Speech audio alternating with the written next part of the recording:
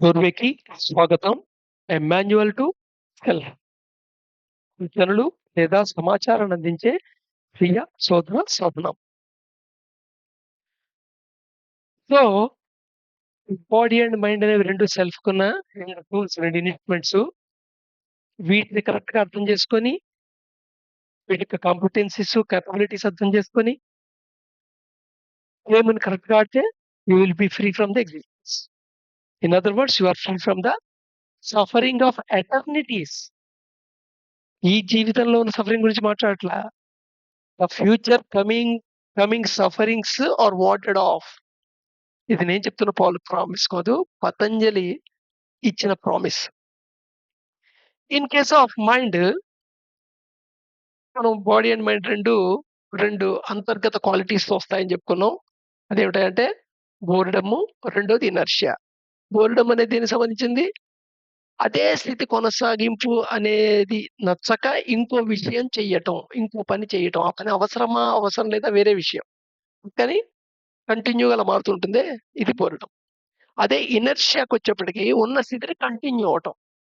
ఉన్న స్థితిని కంటిన్యూ ఒకటి అవ్వాలని కోరుకునేది నీ బాడీయే, నీ మైండే. మళ్ళా సేమ్‌నెస్ ఫీల్ అవుతుంది నీ బాడీ అండ్ నీ మైండే. మళ్ళా పొరడం అనే ఏదో కొత్త యాక్టివిటీ చేసి నీ మైండే. ఆ యాక్టివిటీని అలాగే కొనసాగించాలి అనుకునేది మళ్ళా ఇనర్షియాయే. సో, ఎంత వెబ్‌లా ఉందో చూసారా ఇది? అదే ఇన్ కేస్ ఆఫ్ మైండ్ తీసుకుంటే, అంటే బాడీలో అయితే మనం మొబిలిటీస్‌తో చెప్పినాం బోలెడన్ని. ఆ! ఇనర్షియా అని జనరల్‌గా లేజీనెస్ అనే పదంతో వాడేస్తుంటారు. జడత్వాన్ని. ఇంకా అలా వాడటంతో ఒక టాబు కింద లేబులింగ్ చేయటం, చెడుతనం కింద, బోర్ కొట్టడం చెడుతనము, ఇనర్షియా అనేది ఒక చెడుతనం అనుకుంటాం. దీన్ని సరిగ్గా అర్థం చేసుకోకపోతేనే అవి చెడులా కనపడతాయి.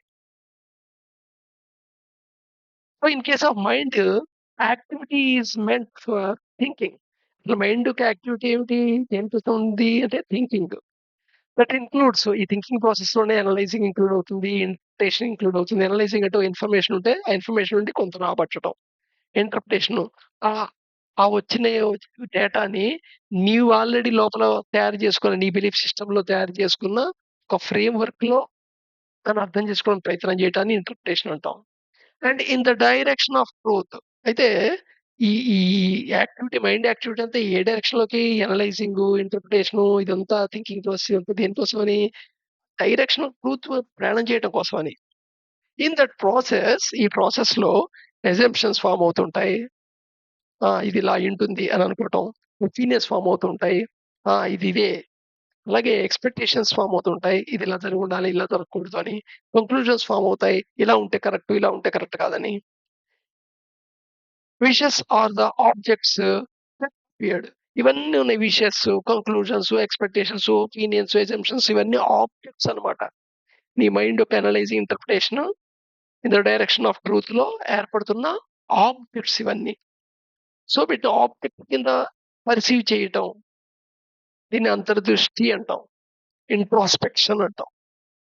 చాలా మంది వాటిని అబ్జర్వ్ చేయరు. బట్ పర్సీవ్ చేయరు.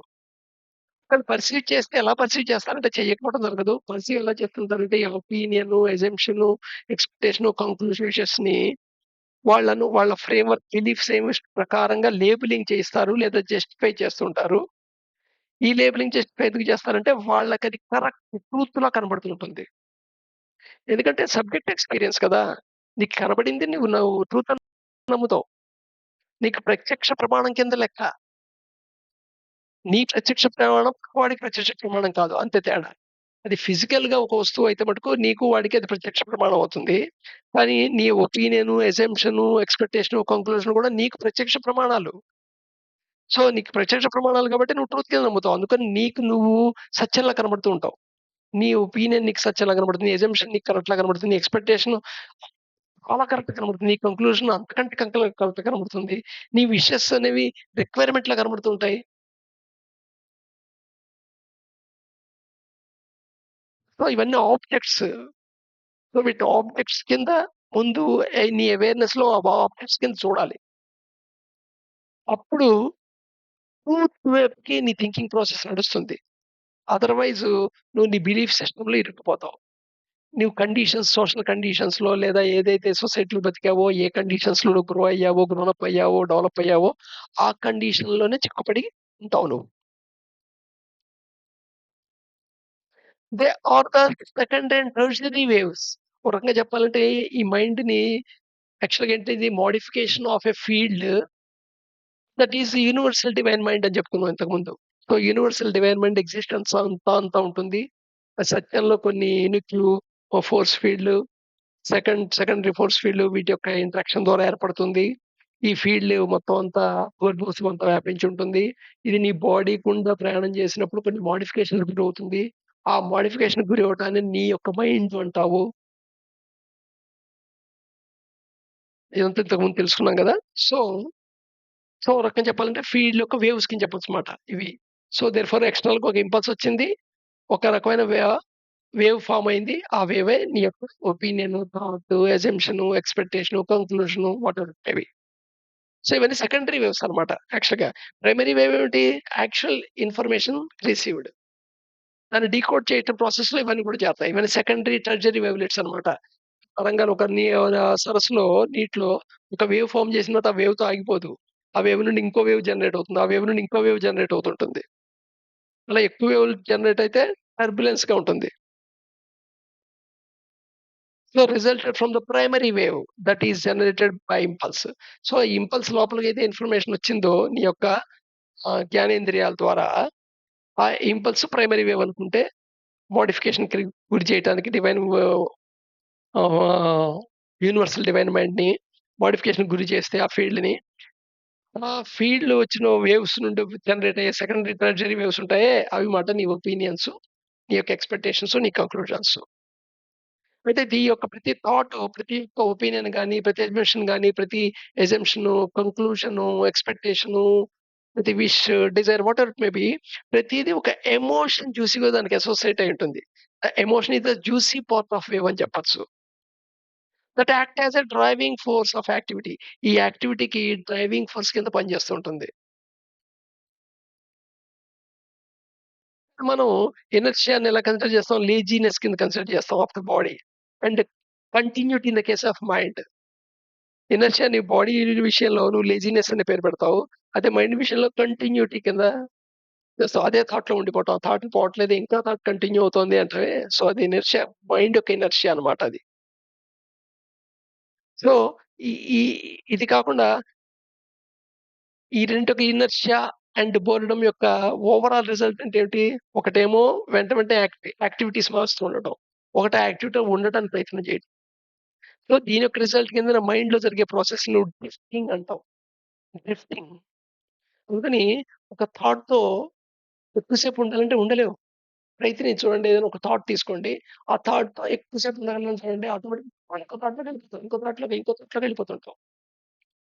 ఈ థాట్ నుండి ఇంకో థాట్, ఇంకో థాట్, ఇంకో థాట్ ఈ బ్రాంచింగ్ అవ్వడానికి ఆ బ్రాంచెస్ అవ్వటానికి డ్రైవింగ్ ఫోర్స్ ఏమిటంటే ఎమోషన్స్.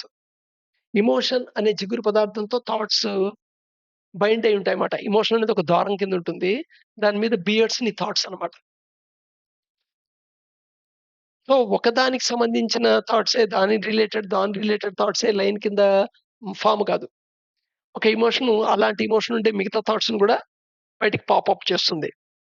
ఇలాగా బ్రాంచ్‌డ్‌గా వెళ్ళిపోతుంది. అసలు స్టార్టింగ్ ఓ దాంతో మొదలెడితే 10 నిమిషాలయ్యేప్పటికి నువ్వు ఇంక దేని గురించి ఆలోచించడం మొదలెడతావు. అసలు దీనికి సంబంధం లేని విషయానికి.